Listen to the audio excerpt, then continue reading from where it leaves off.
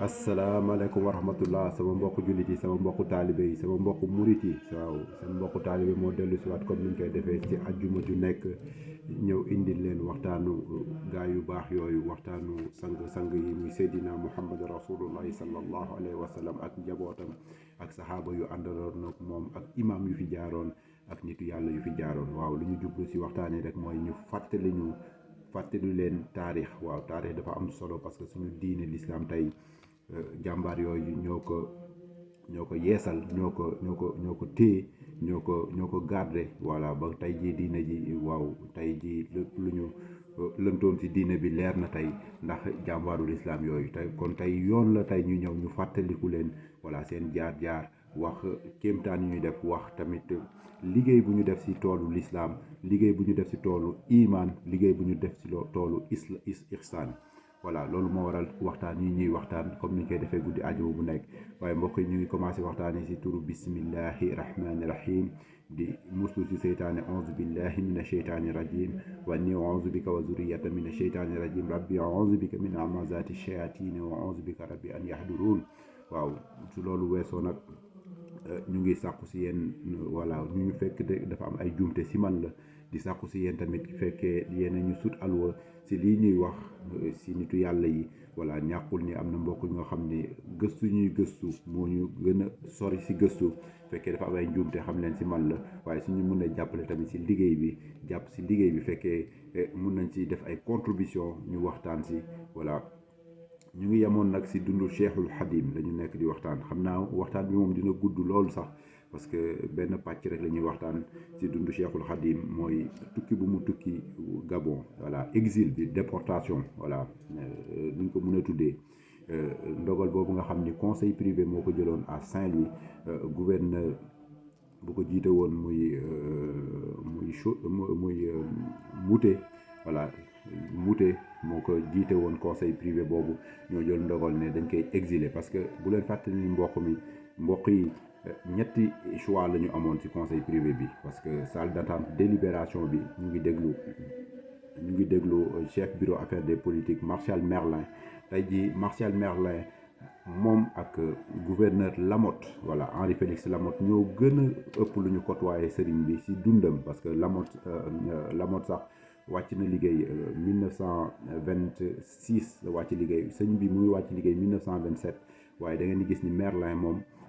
fekk na sëñ bi dundam ci jamono ci Sénégal voilà bokk na ci ñu nekkoon bureau affaires des politiques ñu ko tuumaal moom sax moo plaidoyer wu voilà ci conseil privé wu Saint-Louis même kooku tamit évolution bu extraordinaire la def gouverneur boobu parce que moom la ñu xam tey jii France boo xam ni occupé na ñetti poste gouverneur général yu amoon temps yooyu xam nga colonie dañ ko diviser woon ñetti pàcc amoon na Afrique occidentale française voilà buy couvrir tout l'Occident mooy Afrique occidentale mus na nekk gouverneur bi mus na nekk tamit gouverneur Afrique équatoriale française voilà mooy partie Congo Tchad Ouganda voilà côté yooyu yëpp Côte d'Ivoire moom moo nekkoon seen gouverneur tamit après mujj dundam nag Indochine la mujjee moo nekkoon gouverneur u Indochine te français yi ñetti colonie yooyu la ñu amoon mooy Afrique ñaari Afrique yi ak Indochine voilà moom la ñu xam ni tey jii def nañ ci moom gouverneur la France delloo na ko njukkeel waaye mu ngi gaañu ba sëriñ bi wàccee liggéey dañ see teg 1935 la wàcc liggéey 7 ans après waaye am na tey jii benn thèse bu ñu def ci moom voilà ngeen thèse bi bu université Montpellier lañ ko def Jean-Baptiste Pierchon moo ko def en 2010 la ko génnee parce que bind na lu bari ci gouverneur bi jaar-jaaram Afrique ak jaar-jaaram Indochine ak politique am ak ay xalaatam parce que thèse bi mu ngi def 600 pages voilà kooku dinañ ci ñëwaat ci gouverneur boobu te fekk na tamit sëriñ bi Gabon voilà ba sëriñ bi nekkee Gabon moom 98 muté nañ ko Gabon moo nekkoon secrétaire général commissaire général bi mais dinañ waxtaan loolu yëpp phase yooyu yëpp dinañ ci ñëw kooku moo gën a xam sëriñ bi te exilu sëriñ bi tamit 1902 Gànnaar moom moo ko décidé woon temps yooyu mu ngi nekkoon gouverneur du Sénégal par intérim voilà lu mu lëkkaloog sëriñ bi bëri na trop am na tamit témoignage yu mu def sëriñ bi waaw parce que dem na ba ci fin bi def na tamit témoignage yu dal xel parce que noonu sëriñ bi la woon waaye nee na Cheikhul Khadim lu ko diine jaral voilà jaral na ko mu joxe bakkanam, jaral na ko mu bàyyi ay njabootam, jaral na ko waaw ko mu lu témoignage bu extraordinaire la def si Cheikhul Khadim. waaw ni ñu ñëw rek ci ndogalu conseil privé bi parce que dañ ñëwoon Cheikhul Khadim atte nañ ko, tuumaal nañ ko lu ñu koy tuumaal, waxtaan yooyu def nañ ko, waaye dañ ñëwoon soit dañ koy tëj voilà, soit ñu exécuter ko wala soit ñu exiler ko, voilà ñetti pexe yooyu la ñuy joxe woon. ñu jël nag décision ni dañ koy exiler. kon ça veut dire que lu waral waxtaan yi yëpp tey ji dañuy leeral yoonu géej gi ba pare dafa am question yu bëri yuy soulever parce que am na loo xam ne soo ko waxee da ngay indi preuve scientifique du ñu ne wax nañu wax bi rek, da ngay indi tamit lu tax mu xew. Cheikhul Khadim déportation lañ ko def, ça veut dire que tubaab bi jublu si woon faagaagal ko, voilà départ bi loolu moo doon intention départ bi, mais da ngeen di gis ni dafa dem ba ci biir nag notion faagaagal mu ngi commencé sax Ndar ba ñu joxee décision bi. gis ngeen train bu ko yóbbu Dakar ak prison bi Dakar, voilà xat-xat bi ak jafe-jafe yi foofu la commencé am ak géej gi, yoonu géej gi ak ba mu demee Gabon lu fa xew, histoire yooyu yëpp nan la ñu def ba ñu egg si loolu. voilà loolu la ñu bëgg a nettali, la ñu bëgg a leeral si waxtaan yi. waaw loolu nag pour ñu leeral ko dañuy teg dundu Cheikhul Khadim nale parce que gouverneur bu ko accueillir muy gouverneur Brazza dafa def benn rapport mission de Pierre Savogna de Brazza. tey jii gouverneur bi dañ koy delloo njukkal parce que kii ku baax la woon, gouverneur bu baax la woon, baaxaayam sax moo tax ñu wàccee ko 98 ba Cheikhul Khadim ñëwee nekkul woon Gabon, dafa nekkoon tukki woon une année, dafa jëloon congé sabbatique une année 1895 moom moo doon commissaire général. te kii explorateur la woon, ça veut dire que tey jii suñu ne ay Congo, suñu naan Tchad, suñu naan Ubangi, kii moo tax gouverneur bi moo italien la, du woon français. voilà après dañ ko nationalité française. mu ngi wàccee liggéey nag Dakar. tey da ngeen di gis ni lu yéem sax moo xew parce que ba mu wàccee liggéey dañ ko denc fii France, Père Lachaise, cimetière bu nekk fii ñu nekk Paris xam nañu cimetière bu gën a mag bu nekk Paris, Père Lachaise la. De Gaulle bokk na si ñaari français yoo xam ne am nañu privilège bu nga xam ni général de Gaulle bu nga xam ni français yi tey dañ ko fonk, moom moo ni nañ ko ne gouverneur bi dañ ko jox indemnité pension alimentaire moom ak njabootam à vie. loolu musul am ci France, ñaari nit ñoo ko bénéficier, moom si la bokk. pour wan leen ni rek dayo bu mu amoon te ñëpp ko fonkoon parce que explorateur bu mag la woon. tey jii France suñu naan colonie, munoo wax colonie yi te munoo si génnee Brazza, rapport Pierre Savogna de Brazza. ville Brazzaville Congo moom lañ ko tuddee te moom dañ ko denc France, après dañ ko exhumé yóbbu ko Alger parce que moom mu ngi takk soxnaam Alger dafa amoon ay attache foofu muy Algérie colonie française la woon. bañ ko dencee Algérie jëlee ko France yóbbu ko Algérie exhumé ko, après da ngeen di gis ni 2006 dañ ko exhumé waat yóbbuwaat ko Congo, te kooku demande président Congo la woon. ñu kooram tey mu ngi reposé wu au Congo parce que dañ ko fonk ba nga xam ni te ku baax la woon. dinañ ko gis suñu waxtaan yi jëflante bu mu jëflante Cheikhul Khadim, voilà. te da doon défendre tamit nit ku ñuul, dafa loolu tax sax ñu wàccee ko parce que ba mu nekkee commissaire général Congo, nit yu ñuul yi la doon défendre contre esclavagiste ba pare bëri yërmande si nit yu ñuul yi. loolu leen koy findeel sax mooy ni moom ba ñu indee Cheikhul Khadim nekk fa woon, moom laa doon wax ni février la ñibbisi, moo tax da ngeen gis ni fi déplacement Cheikhul Khadim février la xew. ñu jëlee ko Libreville yóbbu ko Mayomba, ku ko yóbbu mooy Albert Dolosi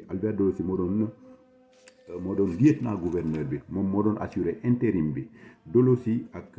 Pierre Savogna de Brazza di ngeen gis ni Khadim Rasoul épreuve yu mu duré Gabon jàmbaar dëgg la parce que ñaari gouverneurs yi ma leen wax ni muy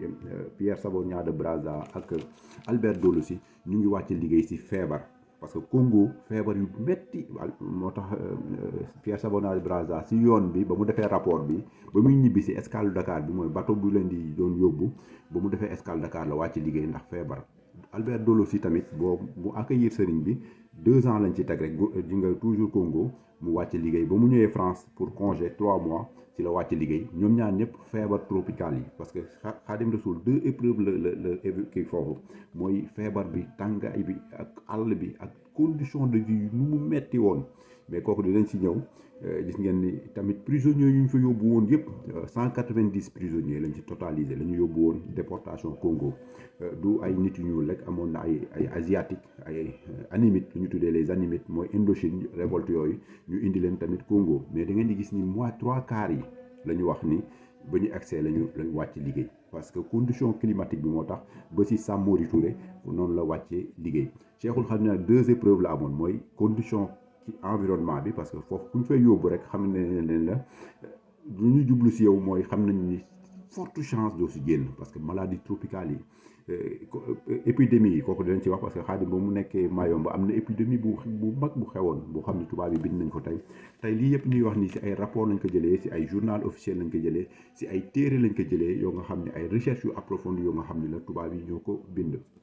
mbokk yi loolu lañ doon indil rapport bi nag day junj mooy ñaawteef yu tubaab yi doon def nit yu ñuul yooyu lu ko waral mooy économiquement da ngeen di gis ni lu déclenché loolu sax moo tax ñu jëlee Cheikhul Khadim Mayomba yóbbu ko Lambaréné parce que da ngeen di gis ni temps boobu économiquement dañaa dénkoon Congo dañ ko defoon ay pàcc diviser ko ay pàcc dénkoon Congo ay lu ñu tuddee ay entreprise yu nga xam ni ñoo diviser woon Congo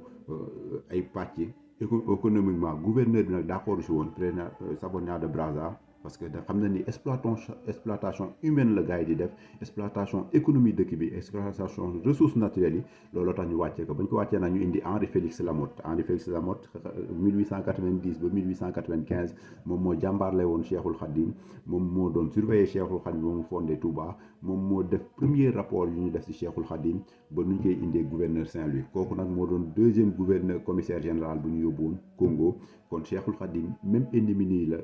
la tasanteel te da ngeen di gis ni condition économique bi moo tax confessionnaire yooyu ma doon tudd yu ñu doon joxe économie dëkk bi da ngeen di gis ni Cheikhul Khadim am na ñu sénégalais bu nga xam ni si confessionnaire yooyu la doon liggéey benn maison bu tudd maison Vergès kooku dinañu nettali histoire yoon nañu documents yi voilà lëkkaloo yooyu te ñooñu dañ doon commencé sénégalais yi parce que Congo dafa bëri woon ay sénégalais loolu la gars yi di fàttaliku boo koy 12 minutes jot na dafa bëri woon ay sénégalais yu nag commencé nag jébbalu si Cheikhul Khadim yàlla da ko may fu mu dem voilà nit yi dañ koy bëgg dañ koy sopp comme Sénégal loolu moo tax ñu jëlee ko Sénégal parce que conseil privé bi bu leen fàttaliku dañ ni enseignement yu muy jox nit yi muy inculquer yenn vision yu nga xam ni ñoom dëppoowul ak seen politique coloniale waaye ba mu demee Gabon da ngeen gis ni dafa empiré parce que am na histoire ak benn sénégalais Sada Ndiaye dinañ ko expliquer lu dox ci diggante Sada Ndiaye ak Cheikhul Khadim kooku nag da doon liggéey benn maison confessionnaire bu am doole maison Vergès bu nekkoon si Mayomba voilà kooku da ngeen gis ni après ba tubaab bi nag maison boobu commencé na ëpp doole parce que exploitation humaine lañ doon def muy caoutchouc bu ñu doon jiw muy cacao bu ñu doon jiw muy café bu ñu doon jiw tamit ak exploitation forestière bu ñu doon def mooy garab yi ñu doon dagg da ngeen di gis ni enjeu bi dafa économique ba nga doole ba ñu commencé nag di massacrer population bi di nootal nit yu ñuul yi voilà loolu nag moo indi ay conséquences dramatiques yu nga xam ni gouverneur bi nag bind téere bi xam naa prochainement dañ ciy indi ñett exemple yu nga xam ni pour wan leen ni dundu Cheikhul Khadim Gabon lu mu nett li yëpp si lu mu daj foofu loolu yëpp lu dëgg la asalaamaaleykum wa rahmatullah